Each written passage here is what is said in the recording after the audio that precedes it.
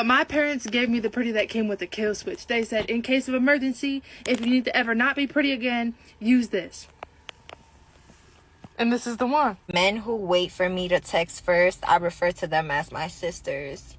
Hey, sis. Why does nobody talk about how hard it is to start dating a nice guy after you're only used to dating toxic men? This guy was trying to flirt with me today. And he thought it would be funny to tell me he thinks I have autism. How attractive do you have to be for people not to care if you've done horrible things? This person created a dating profile and said, I have a criminal record for blanking a woman. But we all have a past. For reference, this is the photo the gentleman used, so model tier, high PSL. Yeah. The original post alleges he got 800 matches in 48 hours. Here they're even messaging him first. And to go a step further, I believe these gold hearts mean they super liked you. 13th of September, 2024, so literally. And this is for a good-looking guy. Just think how many messages a good-looking woman has. Early this last week. Willing to make an exception for blue eyes? Question mark. They match. Seems like a yes. Exceptions can be made. Good. I must admit, I don't shower. I don't shower. You must be joking. I like my natural musk. I'm sure you will. You do look like you'd smell nice, so I'll take your word for it. I said a month ago that you can do anything if you're attractive. People will give you more forgiveness and more opportunities, and there are so many examples of this. There are even studies, guys. There are even studies where it shows that if you're more attractive, you will do better in life. If you're really beautiful, you can stink like shit, and you can commit crimes, and people don't care. It's just very weird, because, Okay, so for a little backstory, this is a podcast where you call when somebody ghosted you, and they call that guy or that woman for you to find out why they ghosted you. he just dropped off, like, out of nowhere. So here are the rules. You stay silent on the phone. We make the call. We ask him. We'll ask him what happened. Yeah, if he picks up, and then we'll go from there. Hello? Hi, is this Kent? Yeah, this is he.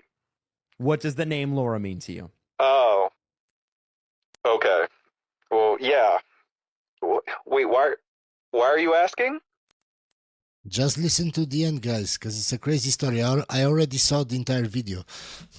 Well, because you stopped messaging her and fell off the face of the earth. What happened? But this is like one of those call, like, she's on the line, right? Laura's on the line. Laura's there. She can hear me, right? Like, yeah.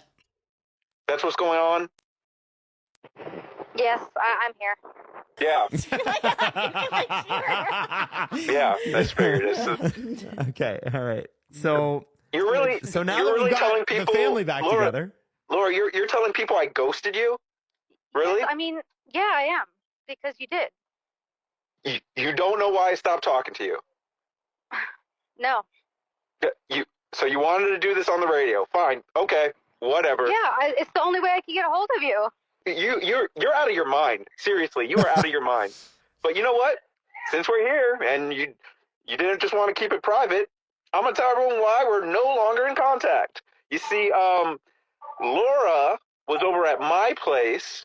I had a little house party. I was introducing her to, like, my close friends, some of the people that are closest to me in my life. All my friends were there, and they wanted to meet Laura. And I thought it was going to be a fun night. But it was not. Okay. What happened? You're leaving us on pins and needles here. So much detail, and I need the drama. Laura was really in her phone throughout this entire house party. You know when you can tell someone's really into their phone, like they're really on their phone? Yeah. That was her, which is like, not a the good whole look night. when you're meeting people. Yeah. Exactly. Is that the reason, though? Is like she could have been nervous, right? No, it's because of what she was doing on her phone, because one of my friends was kind of, sometimes we do it, glancing over her shoulder and looking at what she was doing, and she was sexting someone. And obviously she was not sexting me. I was right there at the party. And when I confronted her about it, she told me to off, and she left. So what? She's saying she has no idea. I feel like that's pretty clear. Is that why you cut off contact? I told you I had unresolved stuff with my ex, okay? Yeah. But, apparently. I thought that meant you were processing a breakup, not that you were still sexting and talking and all of that shit. This is your fault. You don't know anything about emotions. Oh my God. This is crazy. You can't tell me who I can and can't text. I mean, I feel like you really don't know how dating works at all. Obviously, you know, I'm over this. I'm done. I'm gone. Okay, guys, so who do you think is at fault here? The Sims that were in a relationship with that woman. They allowed everything. They allowed her to do everything. They never said anything to her. So, of course, she doesn't know how to act. She does what she wants. She's never been questioned. She's never been told no. So, of course, she will act this way. How much have you made since starting an OF? You want me to say it on here? Yeah, if you want to say it. Or just show me, because I know you're logged in on your phone. $54,000? Y'all are sick, because she looks 12. Y'all are weird. Where? I bet it... I don't even know what to say. $54,000 in a week. In a week, guys. In a week. That's why I'm telling you, Sims are the problem for everything that is going on right now. Sims. This is going to sound absolutely fucking crazy and unhinged, and I promise you I've been tested for schizophrenia and also psychosis recently, but I just want to let you know that I feel like some people are meant to go through more than others. I really do, and I think that this is insane and it's crazy, and I don't know why, how is this predetermined? The world may never know, but I do think that truly some people are meant to go through more. And I only say this because I'm generalizing this to myself, and it's a way to rationalize whatever the fuck happens to me on a day-to-day basis, because I don't know if this is an original experience or not, but... We're just going to skip this video. I've never heard a man complain about having to lead in the relationship as long as he feels loved and respected. Yes. If he feels appreciated. If he doesn't feel loved, appreciated, or respected, then it's exhausting. Yes, exactly. True. That's the only time. Because everything you do, in her head, it will never be enough. And you will try and try and try just to please her and try to do everything, but it will never be enough. And you will never be happy. Complaining that you're not doing enough, and you feel like, man, I'm carrying this whole relationship. I'm doing all the work. I'm paying for everything. I'm doing all the chore, and you still don't respect me. Exactly. Then it's exhausting. Exactly. On the flip side, though, there are tons of women who, at a certain point, they don't want to have to be the leader of the relationship. I do not want husband yet, but I do not want boyfriend that will not be husband. Because what is the point of boyfriend if not husband? But I do want date because date fun. But I don't want date and slip slop because slip slop and date equals evil man. And I do not want evil man because equals crazy me. So what to do? Not make TikTok bad. What to do? I have one friend who's seeing maybe like 4 guys right now. By the way, guys, Sweden is one of the most woke countries in Europe. They're all about equality. One thing I don't like about Swedish girls, hey, I know this for a fact, that you could be dating a Swedish girl and she could have 10 guys on rotation. I agree that it's okay to do that. Of course. Depending on like the circumstances and stuff like that as well. If I'm dating you and I've slept with you, I might still date other guys, but I wouldn't sleep with other guys, if that makes sense. You ever been cheated on? When I left Iraq, the female told the dude that I died in combat. What? So when I came back, he was in my house. What'd you do to him? He was on my side. He was like, what the fuck? And then from there, we put her out together. You put her out together with him? Yeah, he helped me to kick all her shit out. We went to the bar, had a drink, because he lost his brother in combat, actually. From there, we ended up being cool friends. What's the turn off for you? Like really insecure men. What's an insecure man? He worries too much about what you're doing and how you are. I feel like you've cheated before. Tell me how that happened. Oh my gosh. That's why he's insecure, because he knows you've cheated. It was an accident, all right? Okay. It was just a spring break, fun time. So I'm watching this podcast of this woman who's having this entire dialogue about how she wishes men could just get back to a point when they were like prideful over the fact that they paid for everything. They were true providers. You know, what is this 50-50 nonsense? Back then, women wanted 50-50. Women wanted equality. Here you have it. Men paid for it all, and women, you know, whatever they had, it was theirs. It was theirs to keep. I find it so interesting that women of today, they always pick and choose. You pick and you choose through history, and you just want to do like a build a man, right? You just want to take the little bits of knowledge that you have, and you want to just put it all together in this pretty package and call it yours and pretend that it's something that you would actually want. Because let me just cue you in, for those of you who aren't aware, the men back then, they had women who stayed at home. They had like, Tupperware parties. They weren't going on girls' trips to Vegas or some island where they could get naked and do whatever they were going to do. They were simply at home. They were taking care of the home. Women today, you don't want to be asked to cook, to clean. You don't even want to clean up after yourself. You want a man to also pay for somebody to come and do that. Question for the men or single men, maybe men in general. Okay. Is it too aggressive if a girl just comes up to you, starts talking to you, asks for your number? Yes, you just show me that you're very masculine, that you're not shy, that you're comfortable going up to men and asking for their number. So I'm probably not the first and not the last. And if a woman likes a guy enough to ask for his phone number, he can easily smash. So it comes with the thought that you have a high body count. It's not for certain, but it's a high probability. Or just right off the jump. Is that too aggressive? Yeah. Would you rather her come over and be like, just wanted to let you know I'm going to appreciate a good looking man when I see him because, I've seen many fish in this sea and there ain't many good looking ones. So just thought I'd let you know you're super cute. And then have her, circle back before she... I know many of you won't agree with me on this, and you can do you. But I'm telling you, from everything I saw, from my experiences and my friends' experiences, all the women, all of them, that are comfortable going up to a guy and asking for his phone number, it doesn't end well, and they're usually 3 or 4s. Now, if you just want to have fun, if you just want to smash, fine, do it, but don't take her as your girlfriend. Do not want a poor man. Why don't you want a poor man? Because you want him to, quote, provide for you, correct? Because I've been taking care of everything my whole life, the financial burden of... The financial burden. Yeah. You want him to take off the financial burden, right? Yes. So if you want him to take off the financial burden, how much do you want? At least half, right? Yes. What do you think compensates him for eliminating 50% of the financial burden that you have that he's not responsible for? It's not that I'm trying to give him half of my financial burden, but... Literally, you are trying to give him half of your financial burden. What are you talking about? How are you not? I'm looking for a partner, and I'm looking for somebody that has the same goals and that wants the same thing too. They want their best friend. How are you not? No, she doesn't.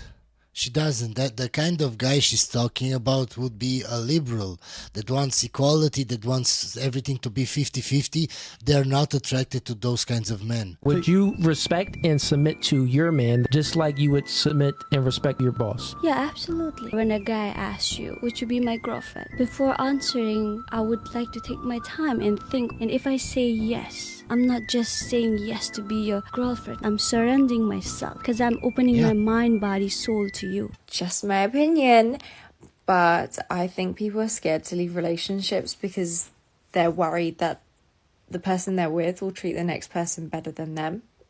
And not even that, they're afraid to be alone. I know lots of guys that have ended up in relationships with women and they're miserable. And they don't want to get out of it just because they got used to being in that relationship, just because they're afraid of being alone. If that makes sense. So they'll break up and then they'll go to someone else and treat them like amazingly, like they never treated them. And they'll miss out on something because suddenly that person will change and just be a nice human being.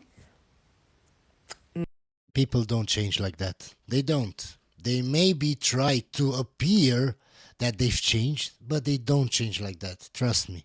No, it doesn't work like that. Someone will be super nice to the next person they're seeing for like the first 5 days, 2 months, 3 months. You don't know. Could be a year. But the thing is the true colours will come back out. Yeah.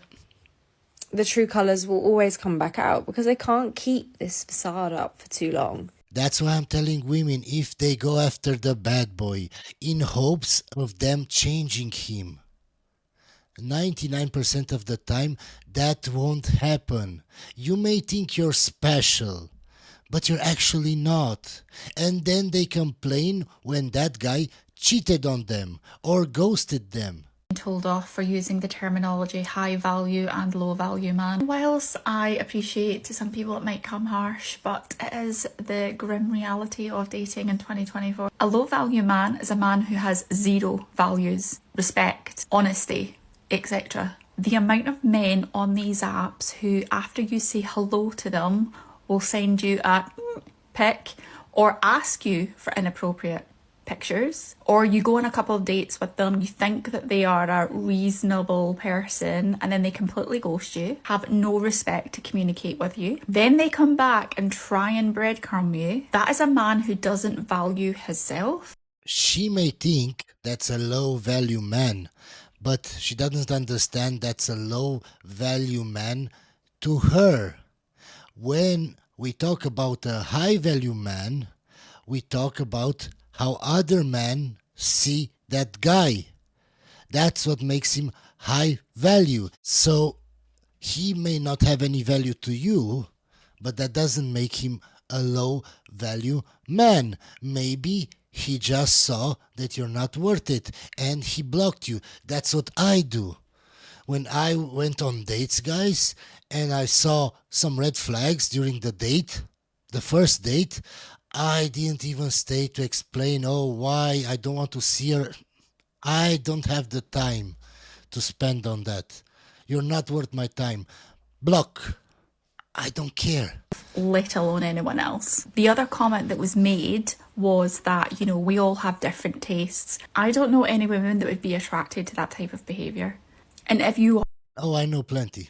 You are attracted to that. That is respectfully your trauma telling you that you have to work on your attachment style. Because we all deserve a partner. No, nobody deserves anything. That's what women don't understand. You don't deserve anything just by existing. Nobody does. You have to earn that respect. And if I give my time to you to go on a date and I see that you act inappropriately, or I see some red flags that are not what I'm looking for in a woman, I'm blocking you. This is why the world is so screwed up right now, because everybody has to pay attention to what everybody else is feeling.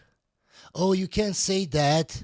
Oh, you can't do that. Who respects us, who values our time, who values who we are as a person, or that they have to put up with a low value man. Can we normalize older women dating younger guys? I mean, younger guys like cougars, they like milk. No. Young guys like easy sex. If they can get it from the women that are their age, they will get it from cougars because it's easier. That's all. That's all it is. Milfs. That's just how it is. Now, I'm struggling to date guys my age, as I've mentioned before. That's the same with them. They're struggling to date women their age, so they go for cougars. Because I'm at the age where most people are married, they have children, and there's not many people left in the dating pool which don't even have that baggage. Do you know what I mean? So it's really difficult for me. But when it comes to younger guys, they see me as someone who's mature, experienced, I know what I want, I'm confident.